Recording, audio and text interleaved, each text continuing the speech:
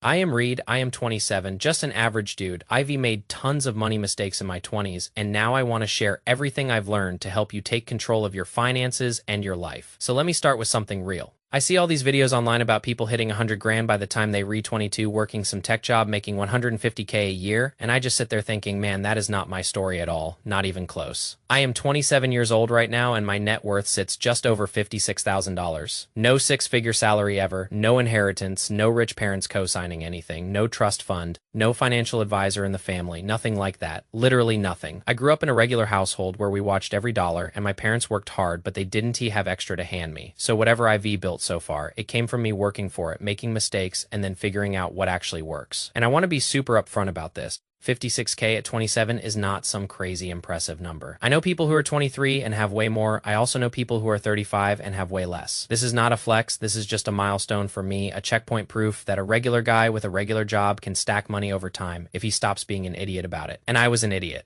Oh man, I was such an idiot with money for years, so let me break down everything where my money actually is right now. How I got here, the stupid mistakes I made along the way that cost me thousands, and what I am doing next to keep growing even though I am not making crazy money right now. First, let me define net worth real quick because I think a lot of people get this wrong or they get scared of the term. Net worth is literally just what you own, minus what you owe. That is it. It is not how much you make. It is not how cool your car is. It is what is actually yours after you pay off all your debts. So for me, I add up all my assets, cash in the bank, money in my retirement accounts, any investments, any savings, and then I subtract everything I owe, credit card debt, auto loans, student loans, any kind of debt, whatever S left is your net worth. Some people hear that number and they feel shame if it is low or they get anxious. But honestly, it is just a tool. It tells you where you are at so you can figure out where you are going. So here is my current breakdown as of right now. I've got about 30 grand sitting in a high-yield savings account. That is my emergency fund plus money. I am setting aside for short-term goals like maybe a house down payment or a buffer if life throws something at me. I've got about 6,000 in my Roth IRA. I only started that last year and I am trying to max it out every year. The limit right now is 7,000 annually for people under 50. I am a little behind on that this year, only about 2,400 in so far, and we already a few months in, but I am grinding on it. I've got about 25,000 in my 401k for my previous jobs. Then I subtract about 15,000 for my auto loan. I have zero credit card debt.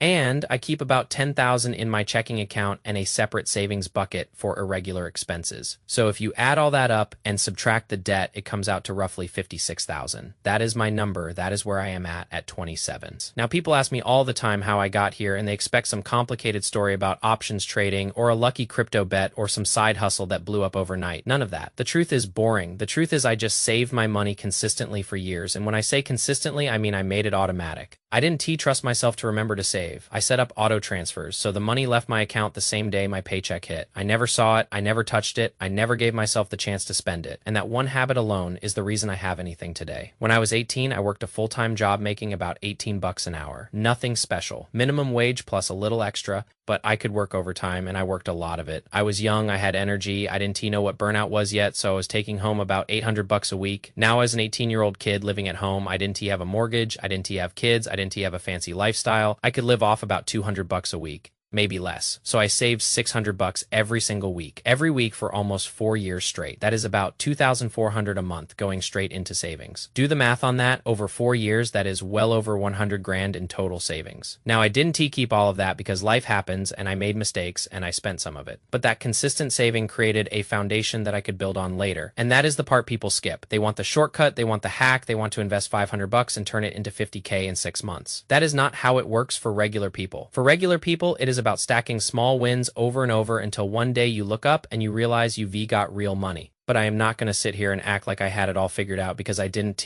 Oh man, I made some really expensive mistakes. And I think this is where a lot of you might relate because the mistakes I made were driven by ego, not by logic. So let me tell you about my car problem. I love cars, always have. And for a long time, I treated cars like they were part of my identity. I thought the car you drive says something about who you are. And that thinking cost me thousands of dollars. I had a Subaru WRX that I fully built out. I put money into that thing, like it was a retirement account, new turbo, new exhaust, suspension, wheels, tuning, all of it. And when I sold it, I lost about 10 grand on it. Then I bought a BMW and did the same thing. Built it up, modified everything, made it look and sound incredible, sold it, and lost about 15 grand. So just like that, I was down $25,000 on 2 cars, money I could have invested, money I could have saved, money that could be sitting in my Roth IRA right now, compounding gone, because I wanted to look cool in a parking lot, and then I made it worse. I thought, you know what? Let me buy a Tesla. That is a smart financial move, right? Electric car, low maintenance, no gas. Maybe I LL save money in the long run, so I bought one and I lost money on that too. Because cars are not investments, they are depreciating assets, every single one of them. Unless you are buying a rare collector car and storing it in a climate-controlled garage for 30 years. But for normal people like us, the second you drive a new car off the lot, it loses value, and if you start modifying it, you are just speeding up that loss. So after all that loss, I finally ate my ego, I sold the Tesla, I went out, and I bought a little Jeep. Nothing fancy, it is reliable. It gets me from point A to point B, and it has the cheapest monthly payment I have had since I was 18 years old. I love that Jeep, not because it is impressive, but because it lets me keep my money. And that is the real flex. Let me tell you something I learned the hard way. Your 20s are not about looking rich, they are about building the foundation to actually be rich later. And I know that sounds like a cliche, but it is true. When I was blowing money on cars and eating out every day and buying clothes I didn't need, I was confusing spending with living. I thought if I had nice things, I was successful, but real success is having options. Real success is being able to walk away from a job you hate because you've got savings.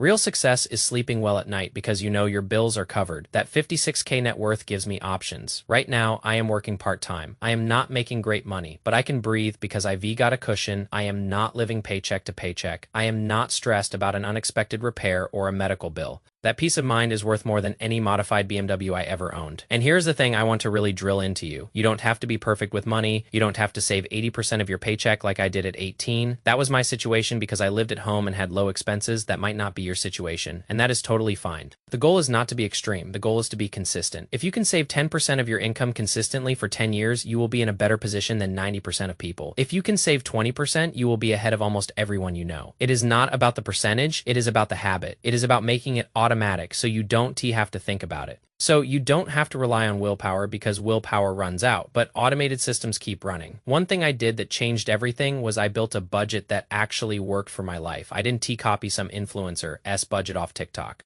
I didn't use some generic template that assumes I spend $200 a month on coffee. I sat down with my own bank statements and I looked at where my money was actually going, not where I thought it was going, where it was actually going. And that was uncomfortable at first because you see things you don't want to see. You see the $12 here and $8 there and $30 on takeout, and it adds up to hundreds every month without you even noticing. But once I saw the truth, I could make a plan. I realized I don't drink. I don't party much. I don't have expensive hobbies besides cars, which I already fixed, so I could live on a pretty low weekly amount and save the rest. But your numbers might be different. Maybe you love going out with friends. Maybe travel is your thing. Maybe you have a hobby that costs money. That is fine. Just build your budget around that reality. Give yourself permission to spend on the things you actually care about and cut ruthlessly on the things you don't. Now, let me talk about investing because I get this question a lot. People ask me, when did you start investing and what do you invest in? Truth is, I only started investing seriously about 2 years ago. That is late compared to some people. I kept most of my money in cash for years. And honestly, I regret that a little bit. I missed out on some market growth because I was scared and I didn't understand investing. But I also don't beat myself up about it because I was still learning. The important thing is I started. Better to start at 25 than at 35 or 45 or never. Right now, I keep it simple. I put money into my 401k up to the employer match if there is one free money. Always take the free money, then I work on maxing out my Roth IRA because that money grows tax-free and you can withdraw your contributions anytime without penalty. And then anything extra I keep in my high-yield savings or I put into a taxable brokerage account with low-cost index funds. I am not picking individual stocks. I am not trading options. I am not trying to get rich on the next big thing. I am boring on purpose, and boring wins the race. Let me break down my goals real quick so you can see what I am working toward. By the time I turn 28, I want my net worth to hit 100,000. That is 3 years from now. To get there, I need to add about 44K plus whatever growth happens in my investments. That is roughly 15K a year in new savings, which is about 1,250 a month. That is very achievable even on a modest income if I stay disciplined. My second goal is to max out my Roth IRA every single year. That is 7,000 a year. My third goal is to minimize lifestyle inflation. As I make more money, I want to resist the urge to spend more. That is the trap. You get a raise and suddenly you deserve a nicer car or a bigger apartment or a fancier vacation. And before you know it, you are making more than ever but saving less than ever. I refuse to fall into that cycle. I want my savings rate to go up as my income goes up, not down. And look, I know not everybody is going to have the same path as me. Some of you are dealing with student loans. Some of you are paying rent in expensive cities. Some of you have kids to support. I get it. Your situation is different, but the core principles are the same for everyone. Spend less than you earn, automate your savings. Invest consistently, avoid debt that doesn't serve you, and be patient. Time is the one thing you can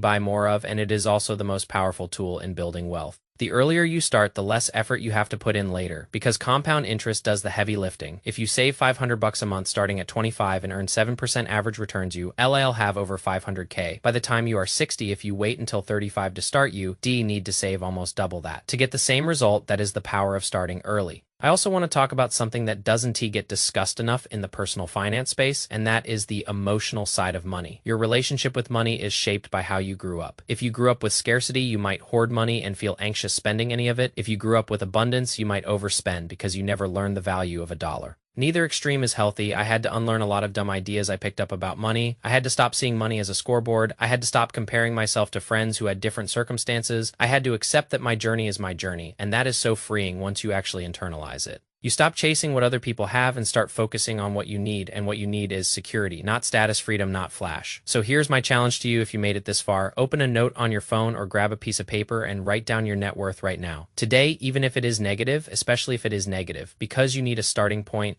then set a goal. Where do you want to be in 1 year, in 5 years? In 10 years. Then figure out the monthly savings number you need to get there, and then set up one automatic transfer from your checking account to your savings account this week. Not next week, this week, one transfer, even if it is only 20 bucks. The habit matters more than the amount. You can increase it later, but you have to start. I am not trying to get rich overnight. I am not trying to impress people. I don't know. I am just trying to build a life where I have choices, where I am not trapped by debt, where I can take risks and pursue things that matter to me because I have a financial foundation underneath me. And I believe you can do it too. Whether you are 18 or 22 or 28 or 35, it is not too late. It is never too late. You just have to start. You just have to be consistent, and you have to give yourself grace when you mess up, because you will mess up. I did many times. I lost 25K on stupid car decisions. I wasted years not investing.